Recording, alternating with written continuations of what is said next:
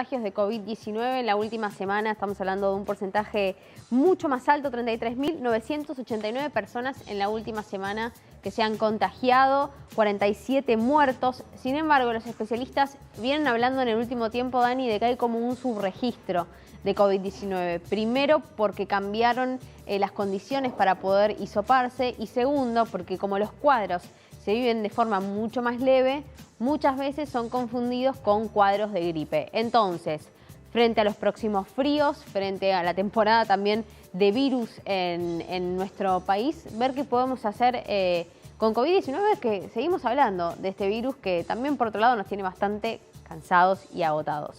Y para ello vamos a hablar con la doctora Ana Sánchez. Ella es infectóloga del Hospital Alemán. Hola Ana, buenas tardes. Agustín y Daniel te saludamos. ¿Cómo estás? ¿Qué tal? ¿Cómo están? Bien, muy bien. Mi primera pregunta sería, ¿era esperable esta suba de casos? A ver, un poco sí, porque por dos factores fundamentales. Por un lado, porque esta enfermedad se empezó a comportar como una enfermedad viral estacional, con lo cual, con la llegada del frío, con la llegada de los primeros fríos de otoño-invierno, vamos a volver a tener probablemente de manera estacional todos los años un aumento de casos. Y tal cual lo dijeron ustedes, aumentó muchísimo tanto la cantidad de casos como la tasa de positividad, que está cercana al 25%, que es algo que no veíamos desde hace muchos meses. Así que sí, lo que no ha subido, o por lo menos la suba ha sido muy poquito, es la ocupación en camas de terapia intensiva y la tasa de mortalidad.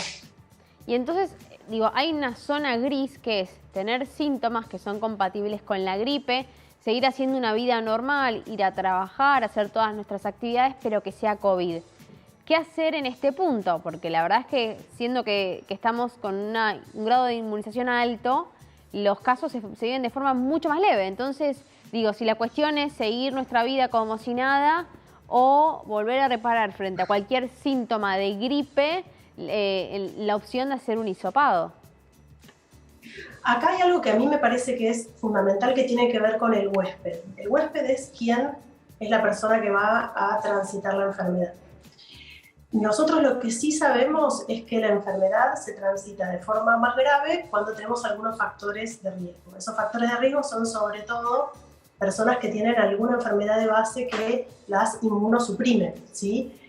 Estoy hablando de inmunosupresión importante, aquellos pacientes oncológicos, pacientes trasplantados sobre todo, pacientes que tienen una carga de inmunosupresión alta, son aquellos que van a tener más riesgo de complicaciones. La población joven, sana y vacunada por sobre todo, va a tener probablemente una infección más leve. Esa es la población que hoy por hoy probablemente no va a consultar, ¿sí? Y va a transitar su vida de manera más o menos normal. Lo que tenemos que tener conciencia es que aquellas personas que tienen factores de riesgo son las que en un punto no podemos dejar de hacer el diagnóstico y son las que tienen que recibir los mayores cuidados de forma más precoz.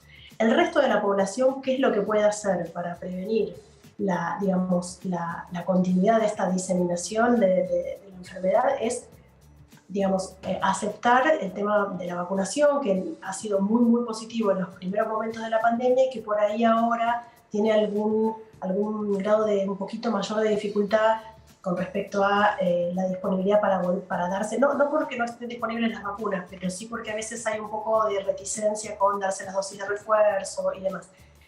Sabemos hoy que la dosis de refuerzo es fundamental para la variante Omicron, que es la que más se está circulando en este momento. Eso es lo que te iba a preguntar. Es la Omicron la que está circulando, no es ninguna variante nueva ni ninguna subvariante. No, dentro de la variante Omicron hay pequeñas subvariantes. Y estas sí son las que se vio algunas, que han empezado a circular por ahí no tanto en nuestro país, que vuelven otra vez a tener un poquito más de resistencia, que no es resistencia, sino que son variantes que le otorgan la posibilidad al virus de escapar a esa inmunidad que nos ha dado el tener COVID previamente o una vacunación que no esté completa. El tener COVID previamente no nos garantiza no volver a sufrir la enfermedad, ¿sí? Así que eso es importante porque muchas personas tienen esta idea de, bueno, yo ya tuve COVID, listo, yo no me lo voy a volver a agarrar. Y la realidad es que no es así. Ahora, hablabas de dosis de refuerzo. Según los últimos números, hay 3 millones de personas que tienen más de 50 años que no se dieron su tercera dosis de refuerzo. ¿Por qué se da esto? Ya las personas que se han dado primera y segunda dosis están más reticentes a darse una tercera, es falta de voluntad, no creer en la vacuna. ¿Qué es lo que ves en consultorio? ¿Qué te comentan? Yo creo que es una mezcla de varios factores. Por un lado, probablemente en un primer momento, primero que la tasa de mortalidad, yo hoy revisaba eso también, que me parecía interesante, ¿no? La letalidad hace un año era el doble de lo que es ahora. Y claramente eso nos llevaba a tener una ansia por vacunarnos muchísimo más importante.